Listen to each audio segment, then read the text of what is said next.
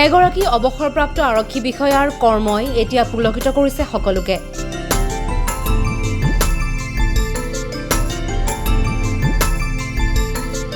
আৰক্ষী বিষয়া আবেদুজ্জামান বৰ্তমান আন 10 জনৰ বাবে হৈ পৰিছে আদৰ্শ।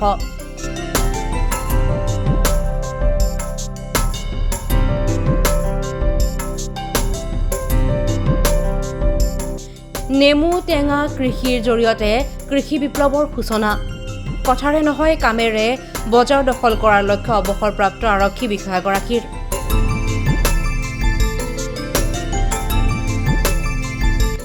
উৎসাহিত আজিৰ নৱপ্ৰজন্ম। নলবাৰী জিলাৰ মুলাৰকুছি গাঁৱৰ আবেদুজ্জামানে চাকৰি জীৱনৰ পৰা অৱসৰ গ্ৰহণ কৰাৰ পিছৰে পৰা নিজৰ প্ৰায় 3 বিঘা মাটিত নেমু টেঙাৰ খেতি কৰি আন একাংশৰ বাবে আদৰ্শ হৈ পৰিছে। অৱসৰপ্ৰাপ্ত আৰক্ষী পৰিদৰ্শক তথা বৰ্তমান এগৰাকী ভাল কৃষক হিচাপে পৰিচিত হোৱা আবেদুজ্জামানক জিলা কৃষি বিষয়া কাৰ্যালয়ৰ পৰা নেমু টেঙা খেতিডৰা অধিক উন্নত কৰাৰ বাবে দিছে বিশেষ সঁহাৰি।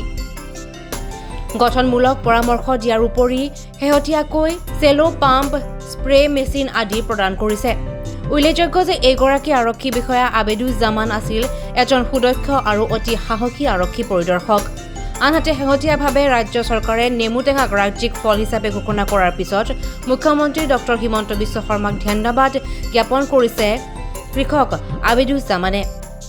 মই গোটেইখিনি সাংবাদিক বন্ধুকে মই ধন্যবাদ আৰু কৃতজ্ঞতা যাচিছোঁ, কাৰণ মোৰ এই সামান্য খেতিডৰাৰ মাজলৈকে আহি মোক যি উৎসাহ উদ্দীপনা যোগালে তাৰ কাৰণে মই বহুত ধন্যবাদ আপোনালোকক।